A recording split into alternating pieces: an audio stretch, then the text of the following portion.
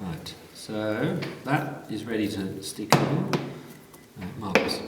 And that's ready to stick on. And we can, if we want a bit of confidence, we start at one end completely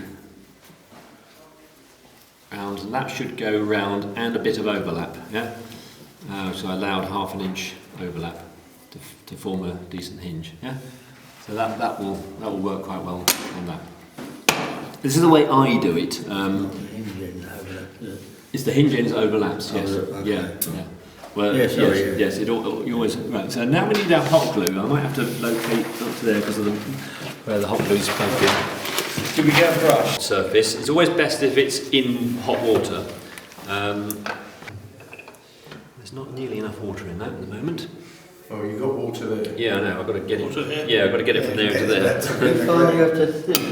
Is that compressible? That plastic red thing? No, Will it squeeze? There's a bottle of. Evian. I would have preferred hot water, but anyway. So the glue. The thing about hot glue is keeping it stirred and moving is always good. It's a bit old, this stuff. It's a bit treacly. I mean, you can reuse it obviously because when you turn the pot off, it just sets, and then when you turn the pot on again, it'll melt. But I can tell by the smell this is a bit old. In Portugal, when would be a good time? I have pizzas, I have the oven warming. When would be a good time to stop for lunch? Well, I'm a bit conscious of cracking on because this gentleman needs to go. Okay, right. I mean, you can take over doing this if you like. Yeah.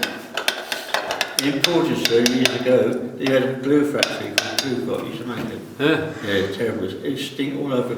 Yeah, well, this is a bit old, this glue of yours, Chris, if I'm honest. Do you want a bit? Huh? Do you want to start getting some fresh up? Well, it takes too long to melt from scratch, to be honest. So I'll keep going with this, but the glue should be more of that colour. This has gone a bit old and a bit goes a little bit manky. I would start again with this, but I'll keep going. What sort of consistency does the glue need to be? How can I suppose a bit like Single cream? single stroke double cream. Yeah. No, double's I suppose a bit thick, isn't it? Yes, single. Yeah, you're probably right. Ah, man with brushes. Thank you very much. Ooh, there's a whole. God, bloody hell. This is luxury. Can I add that one? No, it's probably separate bits.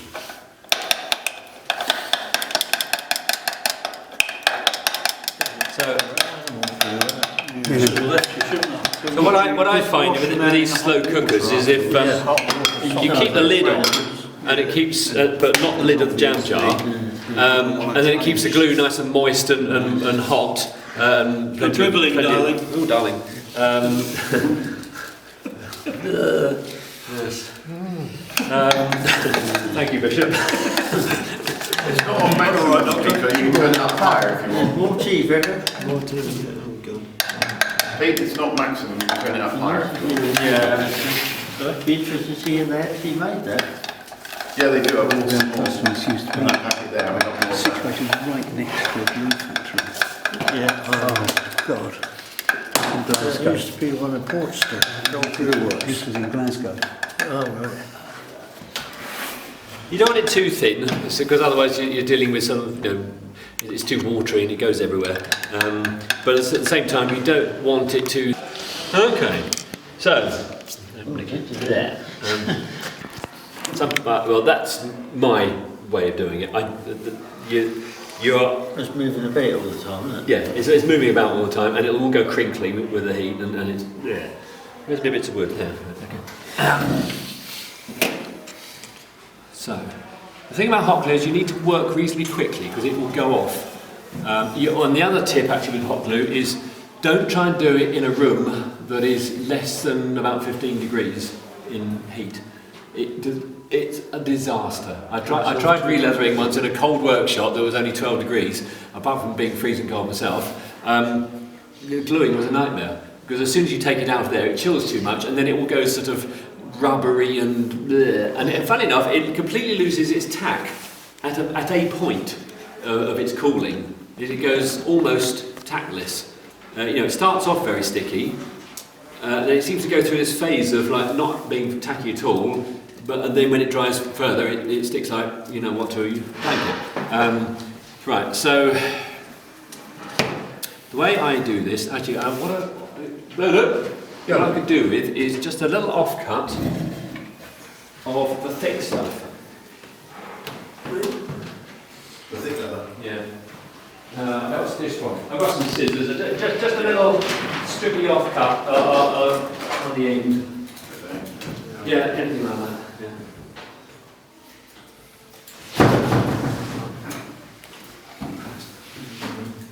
So we're all sitting there to watch you.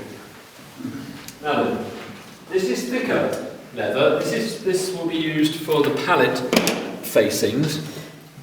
The reason I've grabbed it, and I'm cutting a strippy off if I can, is, you'll see, oh come on, something like that with it.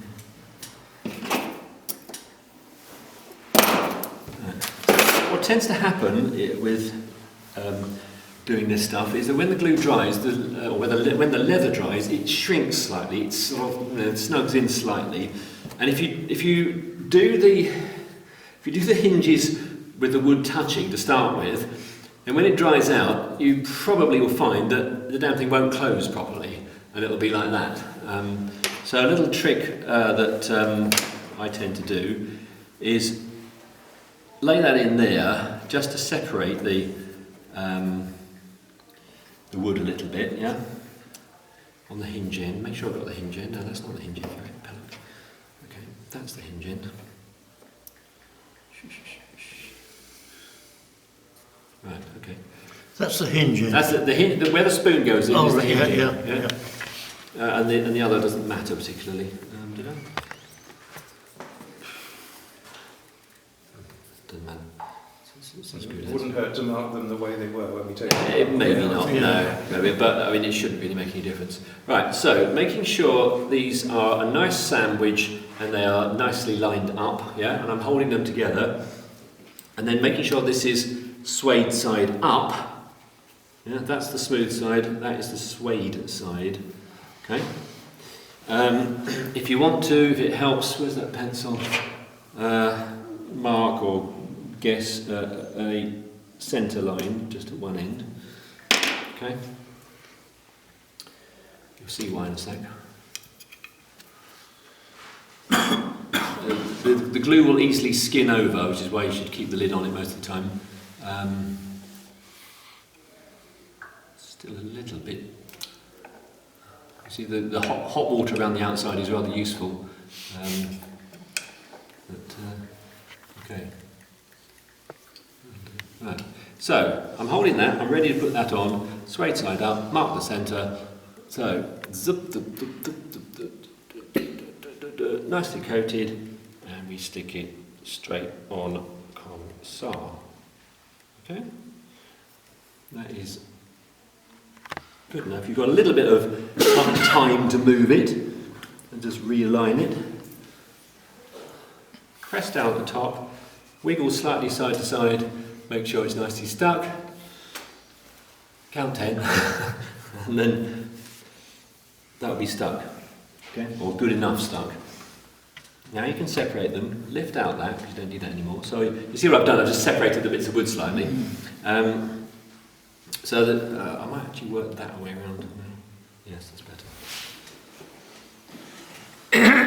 Try not to do what I've just done, which is to put the blasted brush down right on the cutting board. Try and keep your cutting board, the surfaces clean. Try and keep your hands clean if you can. Alright. So you do it a face at a time. Don't go all the way around the thing. because by the time you've done that, the first bit of glue will have gone off too much. So making sure that the glue is, you see what I'm doing with my left hand, I'm holding the two bits of wood apart. So this glue is not very nice, actually, I have to say. Anyway, You can pin it and start again if you want. do not stretch the leather. So I've left it flat, I've not stretched it, okay? I've got a little bit of time to, okay, that's that, and then just pressy down for a couple of mins, or a few seconds. And with the suede side, it tends to sort of soak in quite quickly. The cutting board is cold, it chills, and it goes off pretty nice and quickly. Yeah. So you're working, rolling it effectively. Doing a face at a time. And once you get into the swing of it, you'll be quite quick at it. Making sure the glue goes right to the edges. Tip up. Just keep there. So rock it to get the surfaces flat onto the deck. Yeah.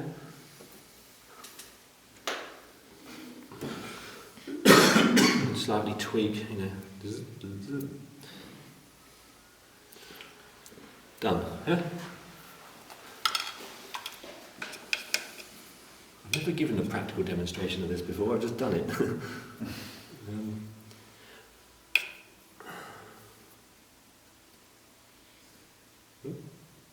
Try not to do what I've just done, but it's not the end of the world if you do.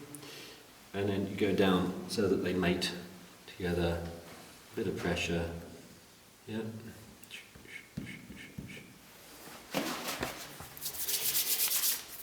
Okay. All good so far? Mm-hmm. So then we have, you can just sort of, with a clean finger, smooth around just to make sure that's all stuck nicely, which it is. Now what we ought to do, where's that bit of sandpaper I had?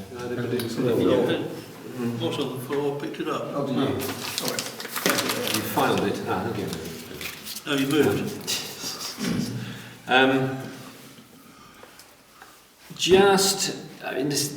I never quite know how essential this is, but I was taught to do this.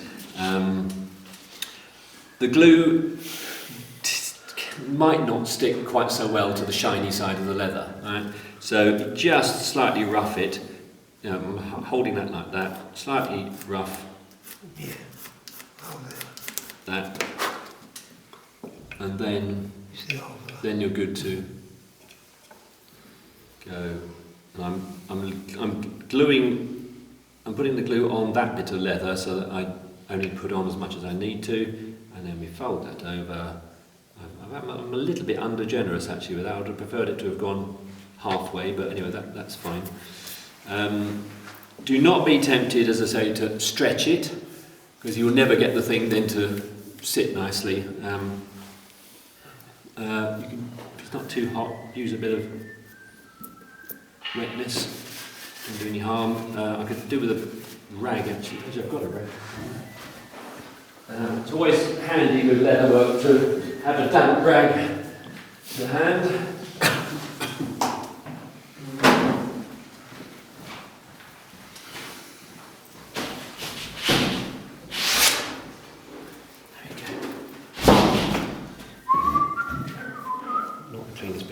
Saw, but anyway, it'll do. Dunk it in the water, just clean off, donk. That water staining will go, and that's fine. If you've got a little bit of glue on, I mean, as a for instance, if I had managed to do that, it will wipe off nice and easily. Comes up, yeah. So that's one motor re-leathered. Then you want to leave it for a bit whilst you move on to the next one, the next one, the next one. Just let the glue go off a little bit more. I'll risk it when I think I can get away with it. But what we need to do now is trim off. Yeah? Where's my scalpel gone? There we go. So, trick for... Right, do what I said to do, which is put the lid back on.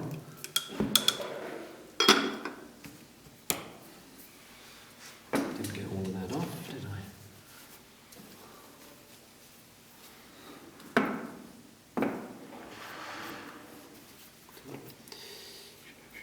I? You can obviously go around it with scissors,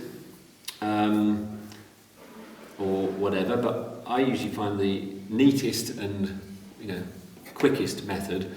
Scalpel, you just got to be a little bit careful you don't take the wood with it, but see the way round I've got it. Can you just... Push that out. That's better. Out of the camera's way. Easiest way I find to do it, that way, hold it down. As I say, you might want to leave it another minute or two, but I'm just sort of, and just do that with a nice sharp scalpel, pressing down, making sure the edge of the wood is nicely touching, and then turn it that way and do that bit, and then turn it that way and go right from there all the way along there. Yep.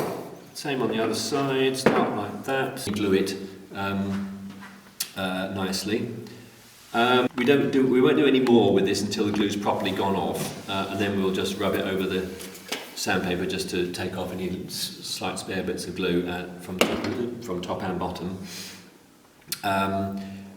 Because when that's properly dry, which fully dry could take several hours, but you can go on to the next one as in a production line, and that is absolutely fine. That's it's glued all the way around. It's sealed. The 2 bits of wood remain, not parallel. You know what I'm trying to say. Then you just, if necessary, with a bit of this, just squash that into there, so you get that, and then crease it a little bit. I'm pushing it down. Then that will go in and out, nice. I actually found when I did the last lot of the larger ones, I took them outside into the cold, and that cooled the level down very much quicker because it was about 2 degrees at the time. Yeah.